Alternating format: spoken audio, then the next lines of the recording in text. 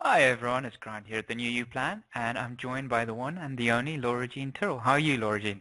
Grand, Grant. How are you doing, my little Superman customer service? I'm doing very well, thank you. And so you've been keeping well, I take it? It's been a Keeping, while since we had a chance to chat. I know, and I'm actually doing really well. Very happy in myself at the moment. That's great to hear. Now, Laura Jean, I was just going to go straight into it then, because you are a brilliant success story, and there's a lot to cover with you. I suppose the first thing that I would ask is, well, if you don't mind me asking, how much is it that you lost with the New You Plan? 4 stone. And 4 stone, I never thought I'd actually lose 4 stone, but it's amazing. I have to keep saying it. 4 stone. People don't believe me when I Fantastic. say it. It's amazing. It is. I mean, 4 stone is a really amazing amount to lose, and it's made such a difference. I mean, you put a picture up the other day on Facebook, and it was just fantastic to see how well you'd done. Yes, so 2 thumbs way up from Thank you the New very You much. Plan. Well done. I never thought I'd do a And before and after picture, but I said, I saw all the other girls doing it. I said, oh, I might as well just put one up. And I was there over Facebook going, will I post it? Will I post it? And I said, I might as well. And I got like over 100 likes, so I was like, yay. I'm glad no, I did you it did. now. Yes, I mean, we were all just so, that was a very, very proud moment for us here in the office. So we are delighted you put that up. It was great, and hopefully we'll have a few of those flickering up here for the people who are watching and listening. We'll make sure that that happens, actually. That's good. And I Laura can Jean, inspire one person to do it. I suppose it's better than nothing. I'm looking at all you, the other photos when I started first, and that's kind of what got me going. And I was like, my cousin Suzanne did it, and listened to her interview. And I remember saying, I just want to be able to wear my clothes inside out. And I think Julianne was doing the interview, and she was like, well, why would you want to wear your clothes inside out? And she was like, that's the size 10 tag. So I was like, don't want to be cutting the tags off my clothes anymore. I'm going to wear them inside out. that's super. Well, I suppose that's a really relevant question to ask. So you've dropped 4 stone. Mhm. 2 questions here.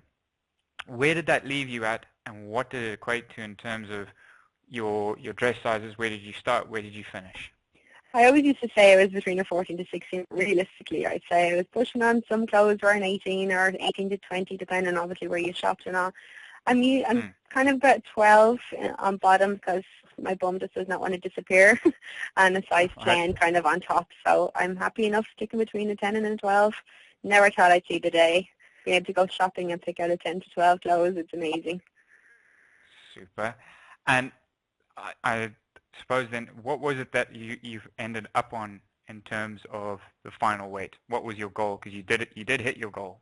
Yeah, I hit my goal, but I remember starting first. I had just come back from my holidays in Lanzarote, and I was 14.6 when I was starting, and I kept saying, I can just lose a stone, or I can lose 2 stone, I will be happy with that. And then I got to the next stone bracket, and the next stone bracket, and I was like, oh my god, this is actually working. So I got from 14.6 when I started on the 21st of March, and I remember doing my refeed, and that brought me up until the 13th of May, and I went on my second holiday for a couple of days, Mm. and I was 11.11, and I was like, oh my god, I was only expecting to lose a stone before my holidays, and I was going to be happy with that. So anything after that, I think I was 2 stone 9 pounds down before my holidays in 6 weeks and 3 days, 100%, and I was Mm. just over the moon.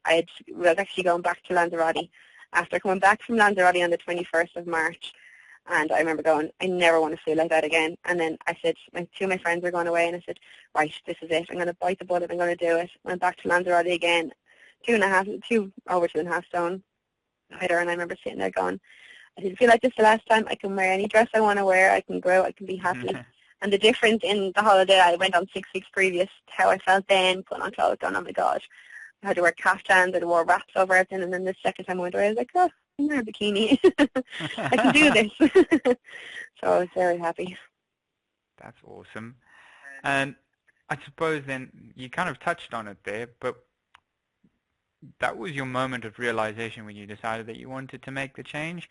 Were there other reasons that, were building up in the background and that was just the final straw? I'm just trying to figure out what point you were at I've where, been so up and down on everything though. Like I had my daughter 3.5 years ago, and I remember coming after having her, and just the first year of being with a newborn, you're like, oh, you didn't really mind about your weight. And then as it came on, and then my friend asked me to be her bridesmaid, and that was last December she got married. And I remember in this September talking to Suzanne in the October she had started, and I was like, will I do it now or will I just do it this way? And I didn't know whether I could or not, kind of get the mind frame in at that stage.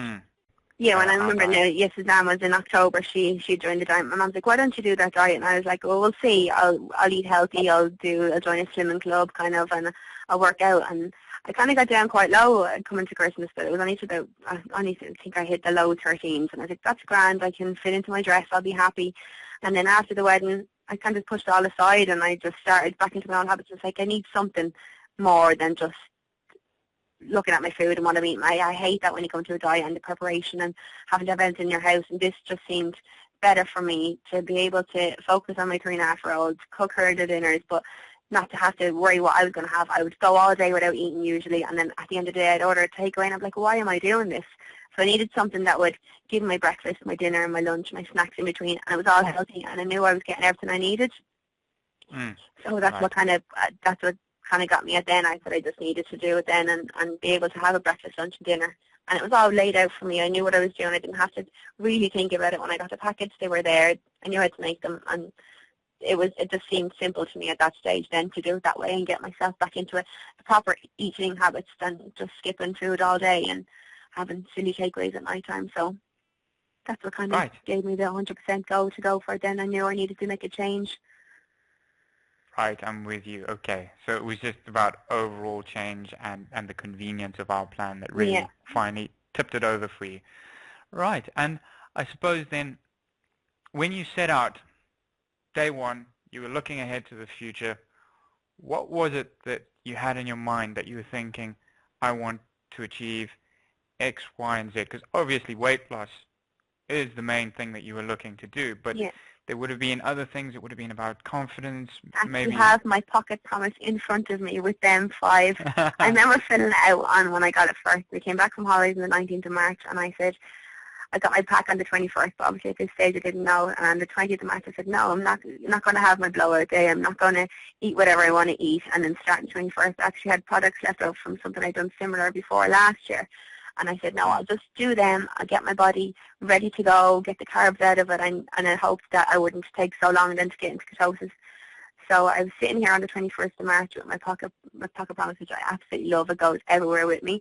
And I was very emotional when I was filling it out. And I remember sitting there going, God, if anybody saw this. And I said, that's my number one on my list is I want to feel confident.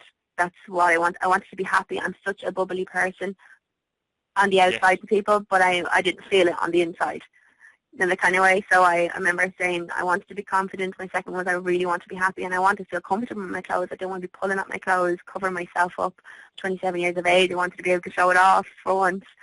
So I think, and to enjoy shopping, I used to hate shopping. I'd go in everywhere and go, I don't even want to be here. I don't want to try these clothes on.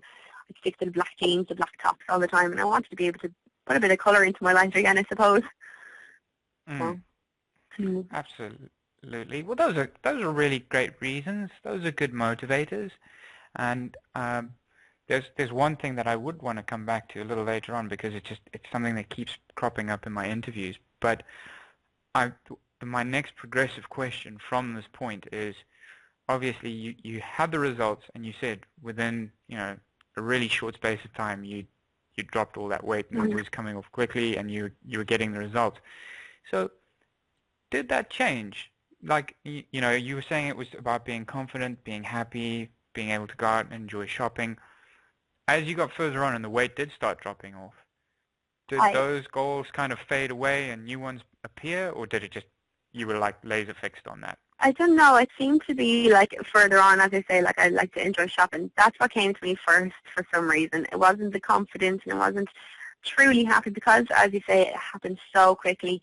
It didn't catch up with me for a long time. Like it took an awful lot of time for me to say, I actually do look okay.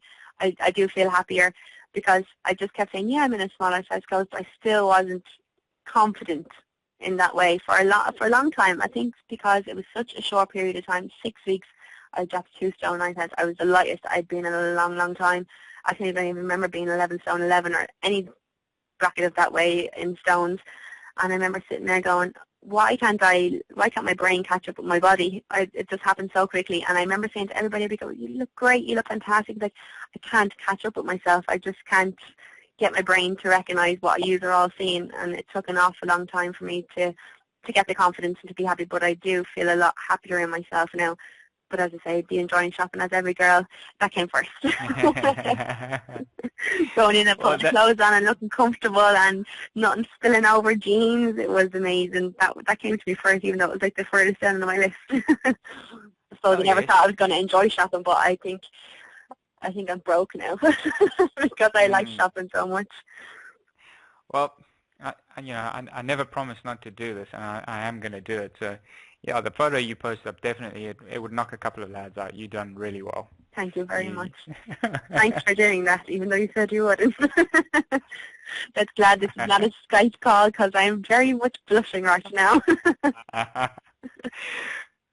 Well, and that brings it back, because this is something that I had in my last interview, and I had in the interview before that, and every time it just knocks me for six. And that's the whole thing to do with confidence, because your name is synonymous in our office. From the moment we met you, the first phone call, you, as you say, you are this amazing, bubbly character, and it shines through on a phone call.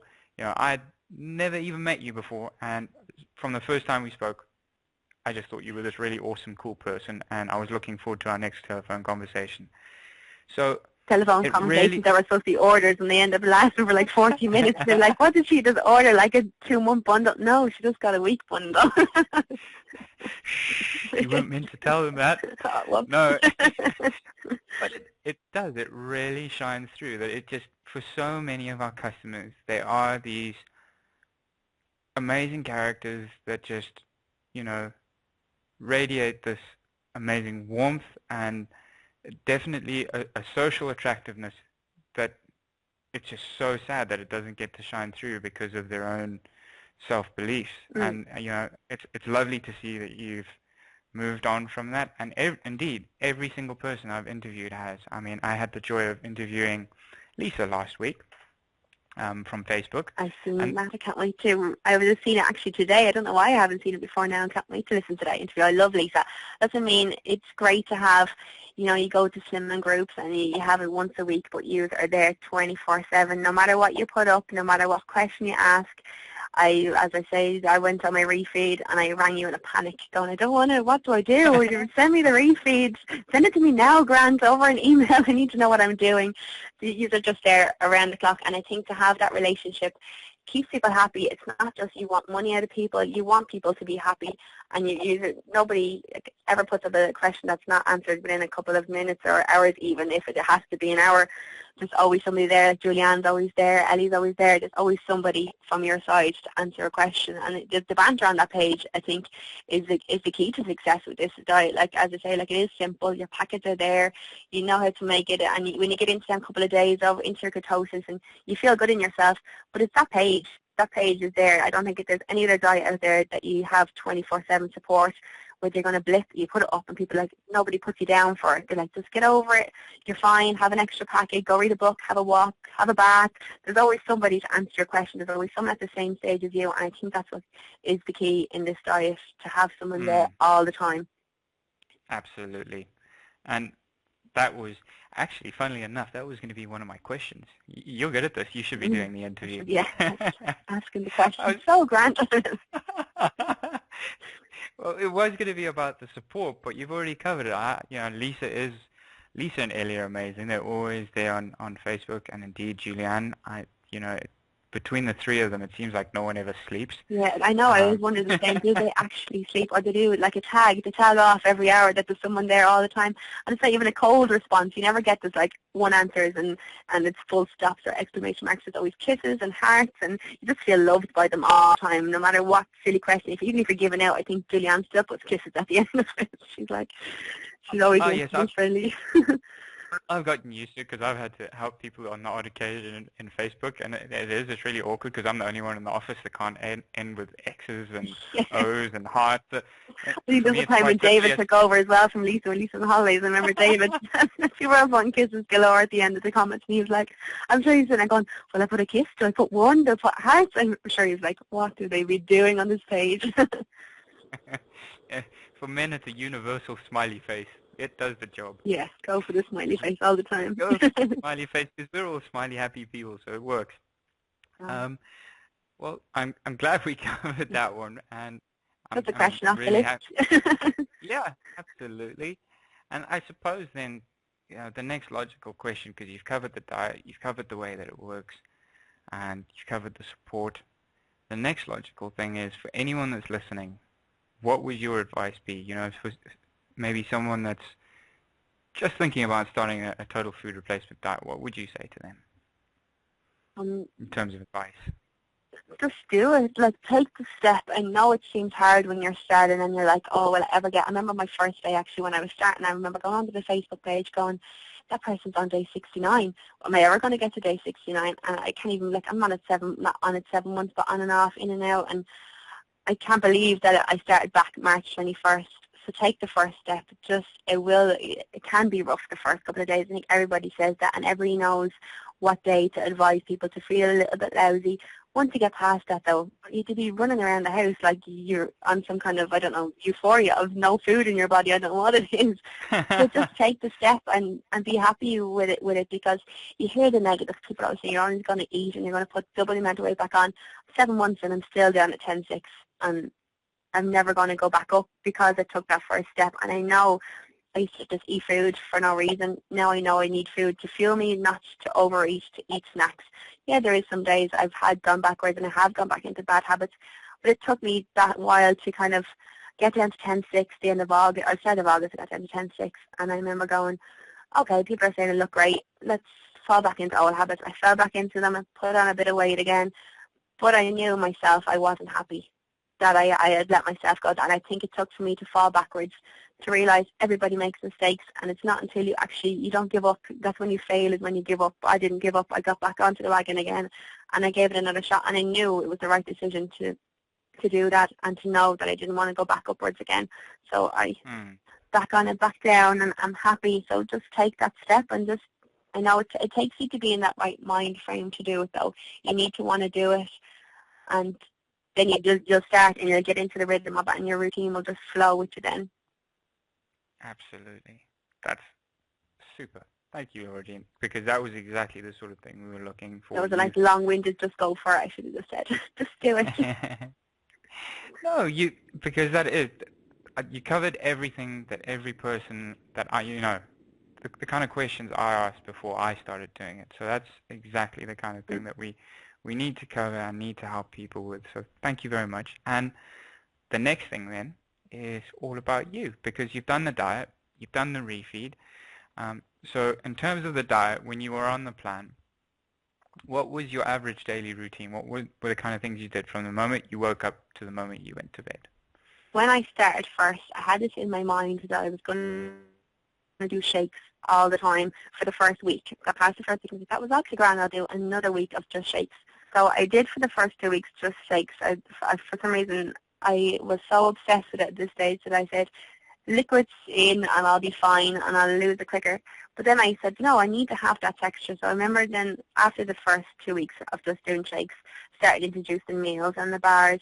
So I'd usually do maybe a shake. I tried to leave my first shake till 11 o'clock. I was so busy in the morning getting herself ready for school that I'd have water in the morning, I'd get her packed up, ready to go, and then I'd go and say I have my first shake at 11.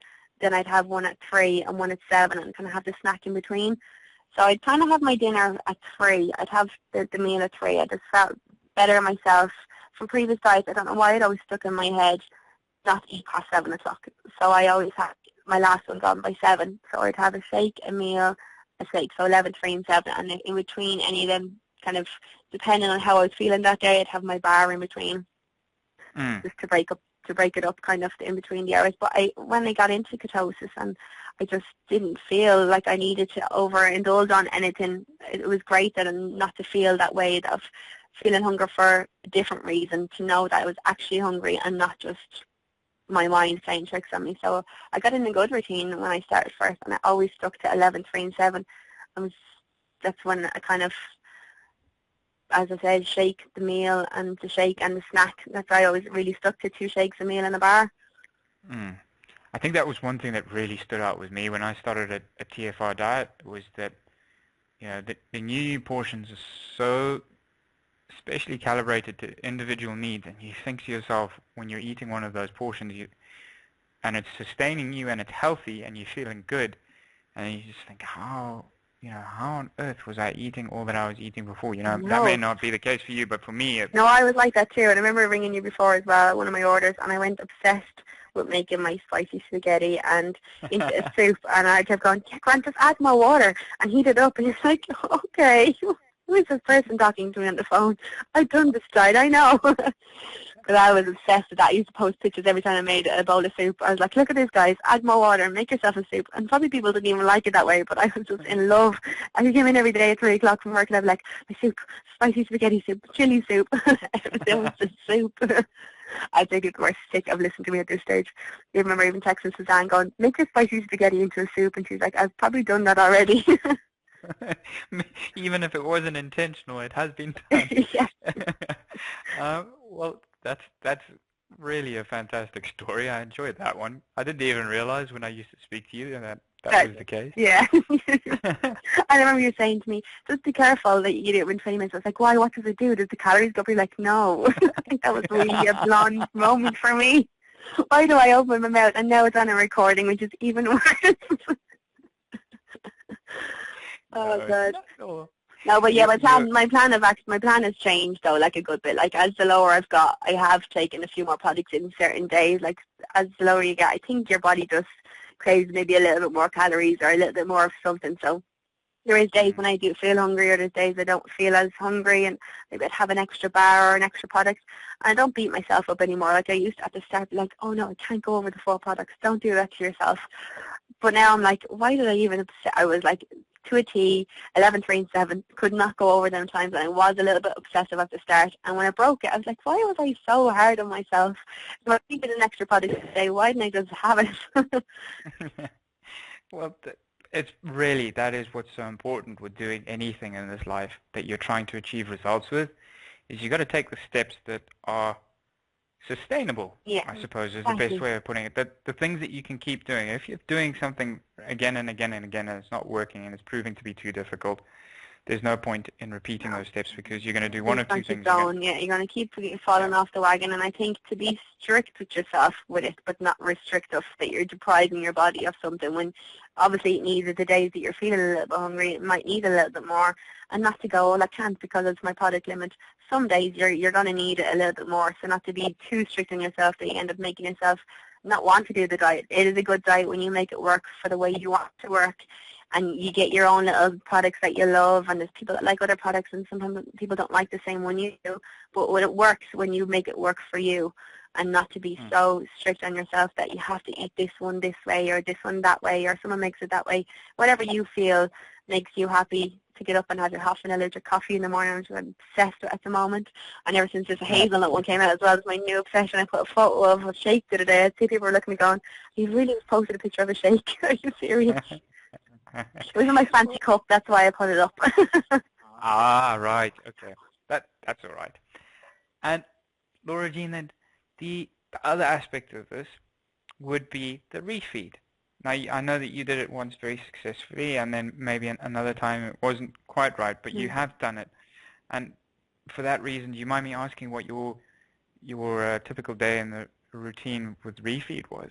When I started the refeed, I'd say I was going on the holidays, and I was trying my best to refeed and be ready for the holidays, that I didn't want to go overboard on something like on carbohydrates. So I did stick to mostly green veg, your salads, your chicken, your high protein meats, a few eggs here and there, but I start off maybe with a shake again in the morning, because I got so into the routine of having a shake, and it fills me so much. I remember looking at the cup before going, how is this shake filling me, when I'd probably have like a big breakfast one morning, and that wouldn't even fill me as much as this is. So I'd get up and I'd have the shake, and I always kept my wafers. You know how much I love my wafers. I think I renamed you like Strawberry Wafer Man or something. There was that one occasion. Yeah, I was trying to think. I think David was Peanut Crunch Man, and you were Strawberry Wafer Man. But yeah, I loved my strawberry wafers, and I used to sit there with my plate, and I separated them into six little wafers. Don't ask me how I did it, but I did, so they'd last longer. So yeah, I'd kind of have the shake. I'd have either my Peanut Crunch was my favorite, and the strawberry wafer. and then I'd have my meal.